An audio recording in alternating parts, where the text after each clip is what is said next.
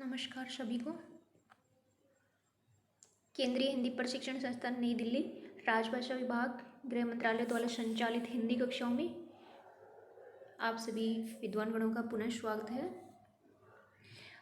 आज हम कंप्लीट करेंगे पाठ 44, लेसन 44, जिसका शीर्षक है आतिथ्य। आतिथ्य यानी जो अतिथि देवो भव है ना।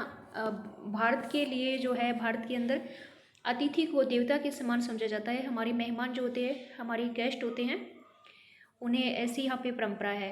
तो इस पाठ के अंदर भी एक परिवार है जो आपस में वार्तालाप कर रहा है और उनकी फाइनेंशियल जो है आर्थिक स्थिति थोड़ी सी ठीक नहीं है।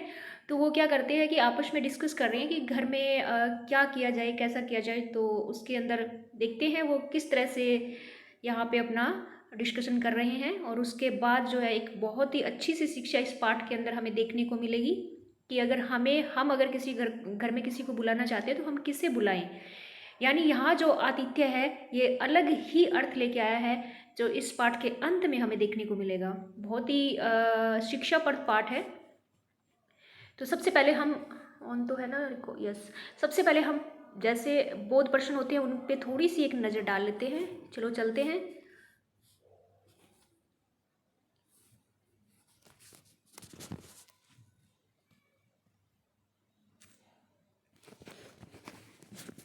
ये रहे हमारे बोध प्रश्न। तो देखिए इसमें रतनपुर जो गांव है वहाँ के ये निवासी है में रामदीन का घर कहाँ है।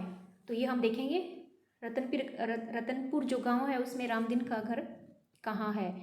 उसके बाद सेकंड नंबर हमारा प्रश्न है, रामदीन के घर का हालत कैसी है। ये थोड़ा सा गलत है, ये का नहीं की आएगा, रामदीन के घर की, ये यहाँ की आएगा। रामदीन के घर की हालत कैसी है। 3 नंबर देखिए, सुशीला ने अपनी सास को क्या बात बताई, हम देखेंगे। 4 नंबर है, रामदीन किसे बुलाना चाहते थे, घर में अतिथि के रूप में वो किसे बुलाना चाहते थे, हम देखेंगे। 5 नंबर है, सुशीला शांति को क्यों बुलाना चाहती थी। और 6 नंबर है, सुशीला ने मुड़कर देखा तो उसे आश्चर्य क्यों हुआ। उसे क्यों आश्चर्य हुआ या आश्चर्य क्यों हुआ, इस तरह से हम देखते हैं पाठ में ये सब चीज़ें। काश ये इतना बड़ा बड़ा दिखने के बाद भी हम इसे कवर कर पाते, पर देखते हैं। हाँ, इसी फॉन्ट को रखते हैं, शायद चल जाए। नहीं चलेगा भाई, क्या करें, अब चलेगा, ठीक है, इट्स ओके। रतनपुर जो है, यहाँ से रीड आउट कर रही हूँ। रतनपुर गांव में रामदीन पटेल का घर मंदिर वाली सड़क पर है। रामदीन पटेल के परिवार के बारे में ही हम डिस्कशन कर रहे हैं। तो रामदीन पटेल का घर जो है मंदिर वाली सड़क पर है। उसके बाद जो है सेकंड लाइन देखिए, रामदीन का बेटा किशन है। कौन है, रामदीन के बेटे का नाम है किशन। पिछले साल रामदीन ने बेटे की शादी की, ठीक है, इट्स ओके। बहू सुशीला गुणवती है, उनकी बहू का नाम क्या है, सुशीला। उसने जल्दी ही पूरा घर संभाल लिया, ठीक है।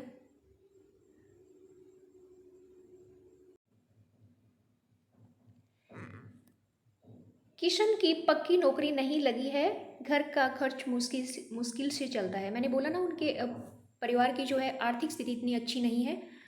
तो फिर वो क्या करते हैं, वो भगवान में थोड़ा विश्वास करते हैं। तो इस तरह से सब डिस्कस करते हैं कि घर की स्थिति को सुधारने के लिए क्या किया जाए।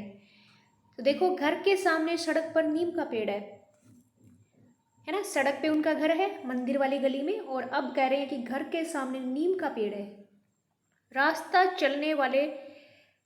चलने वाले पेड़ की छाया में बैठकर आराम करते हैं और चले जाते हैं। रास्ता चलने वाले यानी राहगीर जो रास्ते में लोग चलते हैं ना, अपन कहीं चलते हुए थक जाते हैं तो हम चाहते हैं कि यहाँ पे हमें थोड़ा रेस्ट करना चाहिए।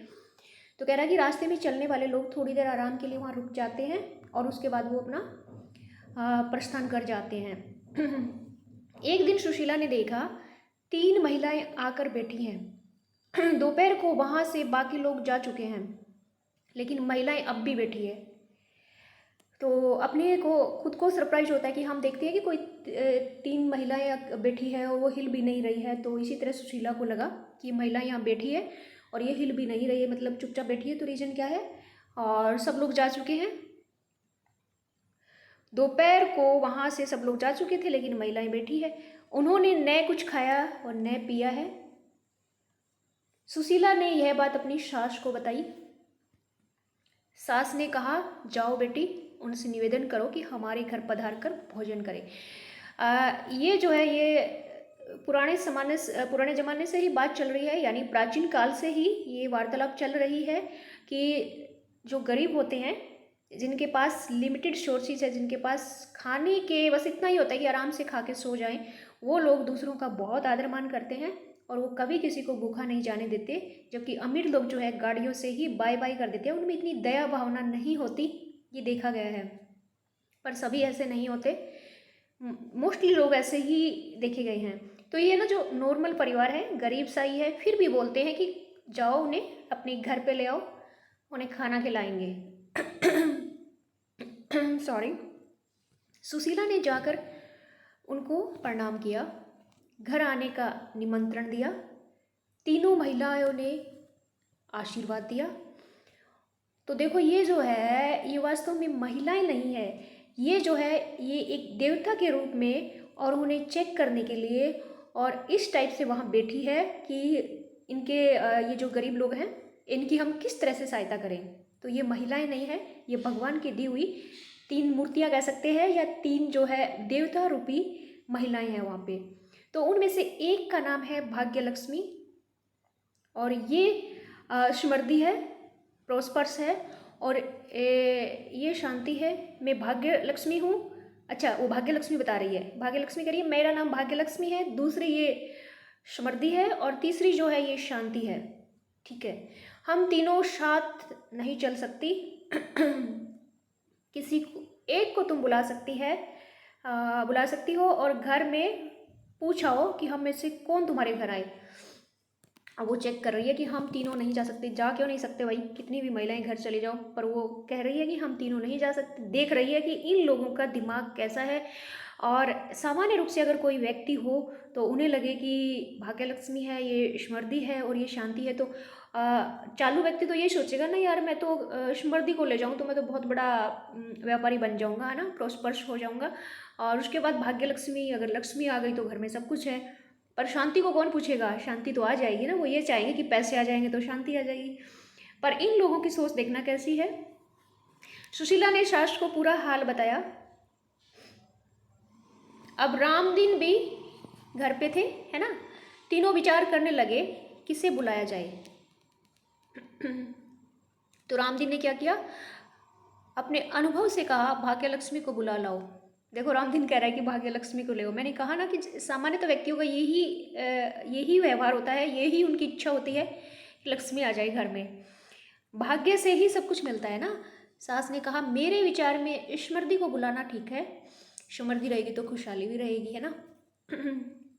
उसके बाद जो है सास ससुर अपनी राय दे चुके, तो बहू सुशीला बोली, मेरे विचार में हमें शांति को बुलाना चाहिए, घर में शांति रहेगी तो सुख और समृद्धि भी आ जाएगी। और रामदीन ने कहा, तुम्हारी बात ठीक लगी, शांति को बुला लाओ। अब देखो सुशीला तीनों महिलाओं के सामने खड़ी थी। उसने बड़े आदर के साथ शांति देवी को बुलाया। शांति का निमंत्रण सुनकर शांति देवी उठकर उसके पीछे चलने लगी, सुशीला के, है ना, उसके घर जाने लगी। सुशीला ने मुड़कर देखा, उसे देखकर आश्चर्य हुआ। देखो ये हमारा सवाल था ना कि सुशीला को क्या आश्चर्य हुआ, तो उसने शांति देवी जब आ रही थी ना तो उसके पीछे दोनों भी आ रही है, ये देख के आश्चर्य हुआ। देखो उसे यह देखकर आश्चर्य हुआ कि शांति के पीछे भाग्यलक्ष्मी भी और स्मृति भी दोनों ही आ रही है। उसे बहुत पहले पढ़ी कुछ पंक्तियां याद आ गई सुशीला को। ये है पंक्तियां। गोधन गजदन वाजिधन और रतन धन खान, जब आए संतोष सब धन धूल समान। तो इसमें यह बताया गया है कि जब हमारे पास संतोष आ जाता है, शांति आ जाती है, तो हमारे लिए धन का कोई मूल्य नहीं रहता। धन जो होता है वो धूल के समान लगता है। और इसको रिवर्स है ना, इसको रिवर्स समझना है। ऐसे समझना है कि अगर हमारे पास शांति है, अगर हमारे घर में शांति है, हम आराम से खाना खा के सो रहे हैं और आराम से काम कर रहे हैं, हमें कोई टेंशन नहीं है, तो फिर क्या होगा, हमारे घर में लक्ष्मी भी आएगी। और उसके बाद लक्ष्मी आएगी तो हम अपने आप जो है प्रॉस्पर होंगे, समृद्ध बनेंगे, है ना, अच्छे बनेंगे। और इसीलिए बोला जाता है कि घर में शांति होनी चाहिए। धन का इतना इम्पोर्टेंस नहीं होना चाहिए, क्योंकि धन जो होता है वो अगर हमारे पास है और अगर हमने इलीगल वे से लिया है, हमने हमारी मेहनत का नहीं है और चाहते हैं कि हमारे पास, या फिर हम चाहते हैं कि हमारे पास बहुत सारा धन हो, गाड़ी हो, एसी हो, तो फिर क्या होता है कि दिमाग में टेंशन रहता है। हमारे पास होता नहीं है और हम चाहते हैं किसी भी तरह से हम कमा लें, है ना, तो उसके अंदर क्या होता है, दिमाग में टेंशन रहेगा। टेंशन रहने से शांति तो भंग होगी, है ना, और आपका स्वास्थ्य भी खराब होगा। और समृद्धि तो दूर की बात है, आपके पास लक्ष्मी भी नहीं होगी, कुछ भी नहीं होगा। तो इसीलिए इस पाठ से हमें यही शिक्षा मिलती है कि घर में शांति को बुलाओ। शांति आएगी तो देखो, पहले तो कह रही थी एक ही आऊँगी, लेकिन जैसे जैसे शांति आई तो शांति के पीछे समृद्धि और महालक्ष्मी या भाग्य लक्ष्मी दोनों ही आ गई। तो ये हमें थोड़ा सा सिखाने के लिए, शिक्षा देने के लिए इस पाठ की रचना की गई है, आप देख सकते हैं। अब हम हमारे बोध प्रश्नों को देखते हैं, जिसमें पहला प्रश्न था कि उनका घर कहाँ है, यही था ना। हाँ, रंगपुर में रामदीन का घर कहाँ है? मंदिर के पास वाले रोड पे है। उसके बाद जो है सेकंड नंबर हमारे पास है, रामदीन के घर की जो हालत कैसी है, तो वो हमने देखा था कि उनके घर की हालत जो है सामान्य है, आर्थिक रूप से वो समृद्ध नहीं है और इतनी अच्छी नहीं है उनके घर की। ठीक है, उनके घर की हालत जो है आर्थिक रूप से इतनी अच्छी नहीं है। 3 नंबर क्या है इसमें, देखिए, सुशीला ने अपनी सास को क्या बात बताई। उसने बताया कि जो नीम का पेड़ है ना घर के सामने, वहाँ पे 3 महिलाएं बैठी है और दोपहर को सब लोगों के जाने के बावजूद भी, दोपहर यानी आफ्टरनून, सब चले गए हैं लेकिन वो अभी तक वहीं है, वो नहीं जा रही है। तो बताया कि 3 महिलाएं नीम के पेड़ के सामने अभी तक बैठी है जबकि सब लोग चले गए हैं। और रामदीन ने किसे बुलाना चाहते थे? रामदीन शायद किसको चाहते थे? समृद्धि को बुलाना चाहते थे। एक बार देख लेते हैं थोड़ा सा, समृद्धि को बुलाना चाहते थे क्या? आई थिंक वही है, ये रहा। हाँ, नहीं, भाग्य लक्ष्मी को। ये रहा, रामदीन ने कहा भाग्य लक्ष्मी को बुला लाओ और उनकी सास ने समृद्धि को। रामदीन ने कहा भाग्य लक्ष्मी को और सास ने कहा समृद्धि को। अब उसके बाद जो है,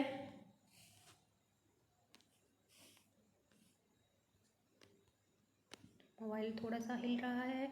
उसके बाद का हमारा प्रश्न है, सुशीला शांति को क्यों बुलाना चाहती थी? ये देखो यहाँ पे 5 नंबर, ये रहा।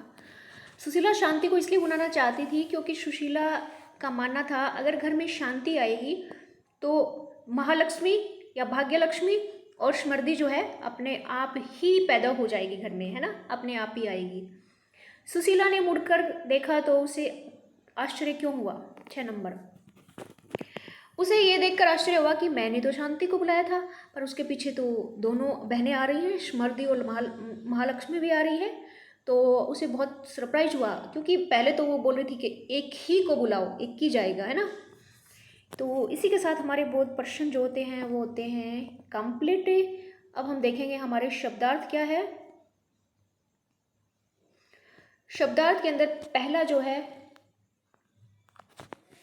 हॉस्पिटलिटी है, सबको पता है, जिसे हम आतिथ्य कहते हैं।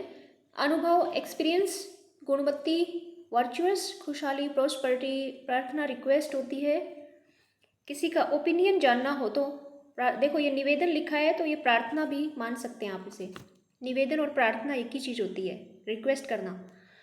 राय होता है ओपिनियन, किसी का ओपिनियन जानना हो तो हम कह रहे हैं ना कि हमें उनका ओपिनियन तो जान लेना चाहिए। हम कोई सेमिनार बना रहे हैं, कोई डिसीजन ले रहे हैं, तो हम चाहते हैं कि बॉस का ओपिनियन तो जान लेते हैं, या कुछ भी जो बातें होती है।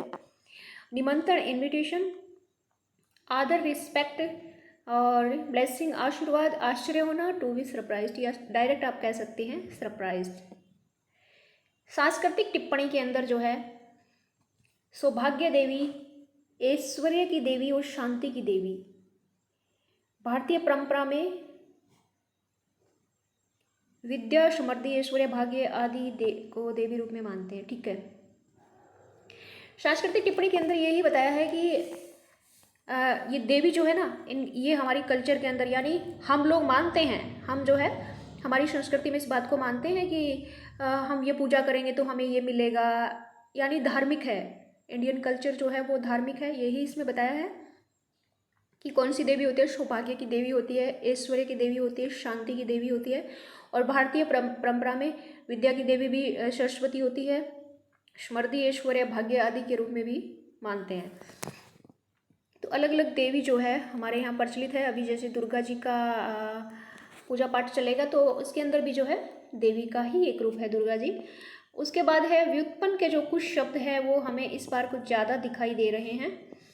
इसमें देखिए ज़्यादा भी दिखाई दे रहे हैं, और उसके बाद हमें तीन रूप भी बना के दिखाए हैं। तीन रूपों के अंदर कैसे, देखो सबसे पहले गुण से गुणवान और गुणवती। गुण शब्द जो होता है वो क्या है, ये गुण शब्द जो है वो नाउन है। उसके बाद जो है गुणवान बना है, दैट इज एडजेक्टिव यानी विशेषण है। गुणवती इज ऑल्सो ए विशेषण। ये कह रहा है कि गुण से हम 1, 2, 3 शब्द बना सकते हैं, है ना। व्युत्पन्न का अर्थ हम इससे कितने शब्द उत्पन्न कर सकते हैं, तो यहाँ इन्होंने 3 दिखाए हैं। रूप से रूपवान, रूपवती। सील से सीलवान, सीलवती। खुश से खुश, खुशहाली, खुशहाल भी होता है। अतिथि जो होता है उसका आतिथ्य। 3 से तीनों, 5 से पांचों। पांचों यानी 5, ये भी नाउन है। 5 क्या है, नाउन यानी संज्ञा है। पांचों फिर विशेषण है, और इंग्लिश में एडजेक्टिव है। विलोम शब्द हम जानते हैं जिनका जो एक दूसरे के विपरीत होते हैं। पहले, बाद में, मुश्किल, आसान, शांति, अशांति, आदर, अनादर, भाग्य, दुर्भाग्य। उसके बाद हमारे पास आ रहा है पर्यायवाची शब्द। क्या होते हैं, वो शब्द जिनके समान अर्थ निकलते हैं। आतिथ्य क्या होता है, देखो आतिथ्य होता है मेहमानबाजी। मेहमानबाजी है भाई, ये वह नहीं है, मेहमानबाजी। निमंत्रण होता है बुलावा, किसी को इनवाइट करना। बाकी होता है शेष, रेस्ट, कुछ चीज़ें शेष रह गई ना उससे। भाग्य खुशहाली होता है। भाग्य क्या होता है, खुशहाली। उसके बाद हमारा आ रहा है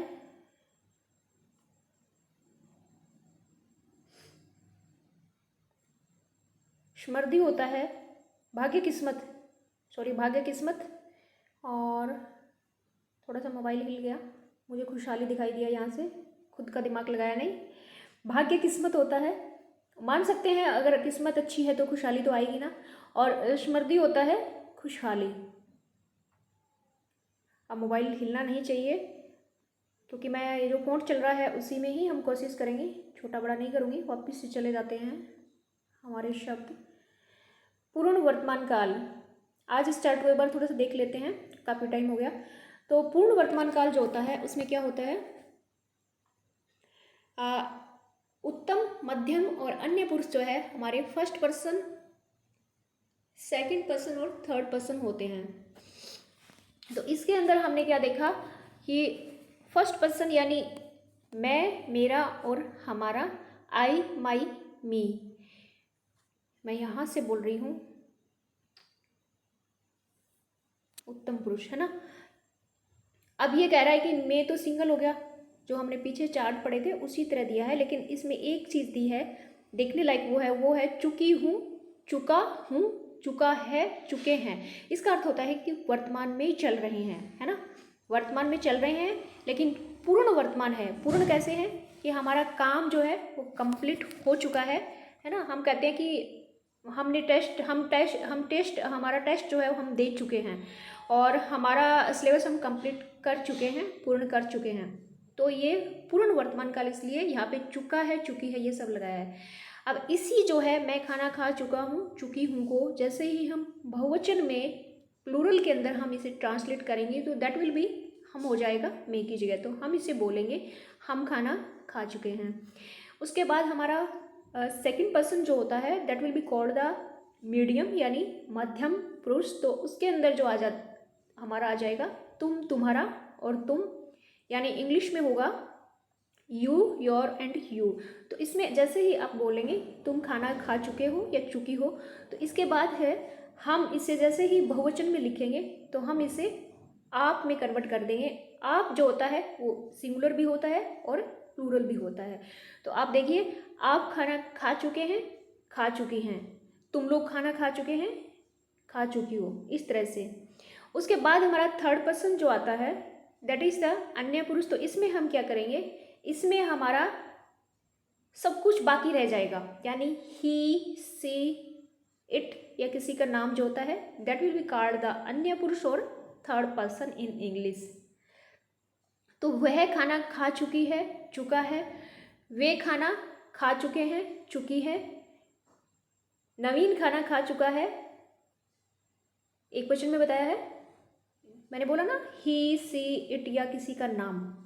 ये वाला जो है बॉक्स हमारा डिब्बा हवाई दिखाई दे रहा है, ये पूरा जो है बहुवचन के बारे में बता रहा है और ये एक वचन है, इसको यहाँ पे बदल के और हमें दिखाया गया है। इस तरह से जो है ये सेम ही वही चल रहा है जो हमने पहले पढ़ा था, पढ़ते आ रहे हैं। बस चुका चुकी लास्ट में हमें ध्यान रखना है, कोई नई चीज़ नहीं है बाकी। चुका चुकी यानी पूर्ण वर्तमान काल। जहाँ भी हम बोलेंगे ना चुका है, इसका मतलब काम हो चुका है लेकिन वर्तमान में हुआ है और पूर्ण हो चुका है। It's okay. नोट में लिखा है कि सकर्मक और अकर्मक क्रिया के साथ जब चुक का प्रयोग होता है तब कर्ता के साथ ने विभक्ति का प्रयोग नहीं होता। इट्स ओके, कोई ज़रूरी नहीं है। जैसे अब सकर्मक और अकर्मक वही है जो हम पिछली कक्षा में डिस्कस किया था कि कर्म होता है जिसका पैसिव वॉइस बन जाता है, और अकर्मक जिसमें कर्म नहीं होता, जिसमें ऑब्जेक्ट नहीं होता। तो ये कह रहा है कि जैसे ही चुका चुकी होगा तो वहाँ ने नहीं लगेगा। तो अब देखिए हम इसे ऊपर वाले में कुछ उदाहरणों से देखते हैं। ये देखो यहाँ ने नहीं है ना, नवीन खाना खा चुका है ना, food is eaten by the Naveen. इसको हम एक्टिव से पैसिव में बनाएंगे तो ऐसे बनेगा। तो इसमें ने नहीं है, ये सारे सेंटेंसेस में आप देख सकते हैं ने लगाने की कोई ज़रूरत नहीं है। ये इन्होंने हमें नोट में बताया है।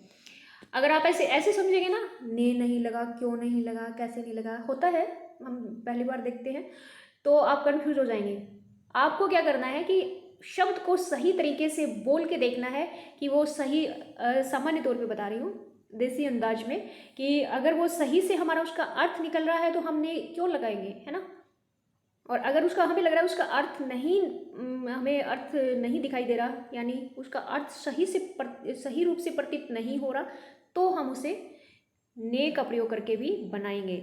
लेकिन चुका वाले वाक्यों में ने नहीं लगता, ये इस पाठ का कहना है। स्थानापति के जो वाक्य है वो हमेशा जैसे हम करते आ रहे हैं उसी तरह से इस बार भी पहला वाक्य है गीता पढ़ चुकी है। गीता जो है वो अंडरलाइन है, उस शब्द को हम हटा देंगे, उसकी जगह हम लगाएंगे सौमित्री, सौमित्र हमें नहीं पता लड़का लड़की, तो आप लास्ट में जो चुका चुकी है ना कुछ भी लगा देना। मेरे हिसाब से सौमित्र लड़का होना चाहिए, तो मैं लड़का मान के बोलूँगी तो इसे ऐसे बोलूँगी, सौमित्र पत्थर पढ़ चुका है, चुकी नहीं, लड़की नहीं है। श्रीमती कहर जो है पत्र पढ़ चुकी है, श्रीमती लगा है इसलिए मुझे पता है कि लड़की है, फीमेल है। श्री शर्मा, श्री लगते ही मुझे पता लग गया मेल है, तो श्री शर्मा पत्र पढ़ चुका है। 2 नंबर वाक्य को हम बनाएंगे तो हम बोलेंगे हम हेरा फेरी फिल्म देख चुके हैं।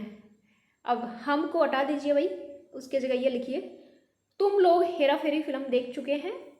शुभम और काशिम हेरा फेरी फिल्म देख चुके हैं और मिता हेरा फेरी फिल्म देख चुकी हैं। मिता इज सिंगल इसलिए चुकी हैं। 3 नंबर में देखिए, पिताजी को हम हटा देंगे क्योंकि अंडरलाइन किया हुआ है।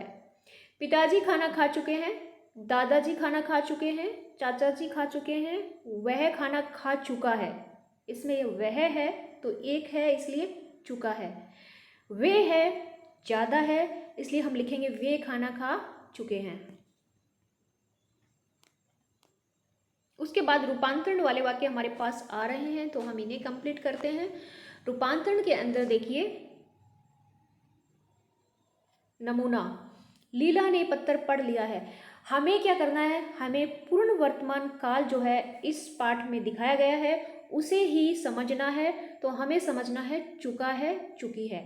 तो देख लो, पहला वाक्य है, इसमें लिखा है लीला ने पत्र पढ़ लिया है ना। ये वर्तमान काल है लेकिन पूर्ण है, पर फिर भी ये बोला है कि इसको चुका चुकी में बदलना है। तो चुका चुकी में बदलेंगे तो हमने नोट में पढ़ा था, नोट में हमने क्या पढ़ा था, हमने ये पढ़ा था कि ने जो होता है उसको हम हटा देंगे अगर हम चुका चुकी लिखेंगे। तो देखो सेकंड वाक्य में हटा दिया ना, लीला ने पत्र पढ़ लिया है, ये भी पूर्ण वर्तमान काल है लेकिन इसमें चुका नहीं है इसलिए ने लगा है। लेकिन जैसे ही हमने चुका चुकी लगाया तो हमने ने हटा दिया है। इसी लीला का जो दूसरा वाक्य है हम हमारे वाक्य पूर्ण करते हैं। नंबर 1 देखिए, हमने रामेश्वरम देखा है तो हमें चुका लगाना है। हम कैसे बनाएंगे, हम रामेश्वरम देख चुके हैं। ठीक है, हम रामेश्वरम देख चुके हैं। 2 नंबर है, निदेशक ने फाइल देख ली है, निदेशक फाइल देख चुके हैं। 3 नंबर है, अवर सचिव ने टिप्पणी लिख ली है, अवर सचिव टिप्पणी लिख चुके हैं। 4 नंबर है, गणेशन ने शादी कर ली है, गणेशन शादी कर चुके हैं। ने हट गया ना सब में, यही हमने हमारे नोट में भी सीखा था। उसके बाद आ रहा है स्थानापति अभ्यास और इट्स ओके। ठीक है, स्थानापति अभ्यास के अंदर हमें फिर कुछ नए शब्द दिए गए हैं और नए वाक्य भी हमारे सामने आ रहे हैं तो हम इन्हें देखते हैं। क्या आप कादम्बनी का डर लग रहा है कहीं कुछ हिल नहीं जाए और ये सारा 27 मिनट जो है वेस्ट नहीं चला जाए। तो देखो, क्या आप कादम्बनी का नया पाठ पढ़ चुके हैं?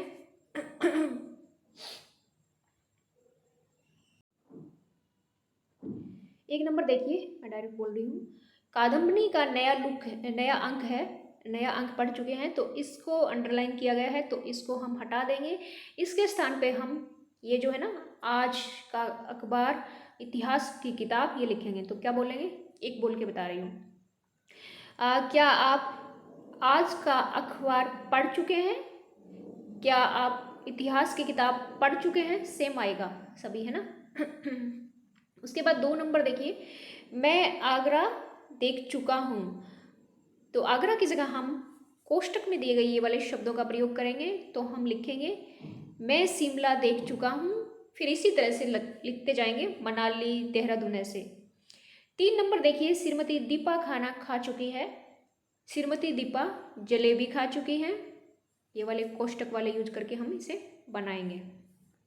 4 नंबर देखिए, वे पहले स्कूटर चला चुके हैं। वे पहले साइकिल चला चुके हैं, मोटरसाइकिल चला चुके हैं। इस तरह से हम इन्हें बनाएंगे। उसके बाद हमारा आ रहा है प्रश्नोत्तर अभ्यास, जिसे हमें करने की कोई ज़रूरत नहीं है। क्या आपने लस्सी पी ली है? क्या जी हाँ मैं लस्सी पी चुका हूँ। इस तरह से जो है ना ये नमूने दिए हुए हैं, इसी तरह से बोला है कि आप इन वाक्यों को बोलिए। क्या सारे कर्मचारी आ गए हैं? तो आप लिखेंगे हाँ, जी हाँ सारे कर्मचारी आ चुके हैं, जी नहीं सारे कर्मचारी नहीं आए हैं, है ना ऐसे। तो ये सिर्फ आपको समझने के लिए है, बाकी इनकी कोई ज़रूरत नहीं है। प्राध्यापक जो है प्रशिक्षार्थी से उसकी पिछली यात्रा के बारे में बातचीत करें। छोड़िए, ये कुछ नहीं है। विश्व हिंदी की हिंदी विश्व की सरलतम भाषाओं में से एक है। ये किसने बोला था? अक्षतीश मोहन जो है सेन ने बोला था। कोई प्रोफेसर हैं, आचार्य। प्रोफेसर को हिंदी में आचार्य कहते हैं। आचार्य जो होता है वो प्रोफेसर होता है और प्राध्यापक होता है। मैंने इसके बारे में काफ़ी डिस्कस किया सर्विस में आने से पहले कि प्राध्यापक जो है ये पोस्ट क्या है। तो मैंने कुछ फॉरेन के जो है लोक प्रशासन से भी मैंने एमए किया है, तो उसके अंदर मैंने देखा कि उसमें है ना फॉरेनर के बहुत सारे थिंकर्स है, यानी थिंकर्स यानी क्या बोलेंगे उन्हें आप, चिंतक हिंदी में, पर वो थिंकर्स ही हम पढ़ते थे इंग्लिश में। तो वो जो थिंकर्स होते हैं उनके नाम के नीचे लिखा होता था कि उन्होंने है ना कौन सी कोलंबिया यूनिवर्सिटी, कोलंबिया विश्वविद्यालय से इस प्राध्यापक ने ये किया हुआ है, तो वहाँ जो है प्रोफेसर को प्राध्यापक लिखा हुआ है। पर यहाँ मैंने हमारी सर्विस में बोला कि प्राध्यापक क्या चीज़ है, तो ना तो इसे कोई लेक्चरर कह सकते, ना हम इसे प्रोफेसर कह सकते हैं, कि प्राध्यापक ही लिखना है। हालांकि प्रोफेसर हम लिखते हैं कई जगह, और कई जगह जो है मैंने खुद पढ़ा है कि आपको व्याख्यान देना है तो ऐसे इनवाइट किया जाता है कि व्याख्याता को इनवाइट कर रहे हैं इस टाइप से। पर इसका कोई स्पेसिफिक वर्ड्स मुझे सही तरीके से आज तक नहीं मिला। मैंने पूछा भी तो मुझे हमारे डिपार्टमेंट, हमारे जो है पूरे इंडिया के अंदर सीनियर बॉस भी हैं, उन्होंने प्राध्यापक या किसी ने प्राध्यापक, किसी ने आचार्य, जैसे किसी ने सह आचार्य, असिस्टेंट प्रोफेसर, किसी ने व्याख्याता।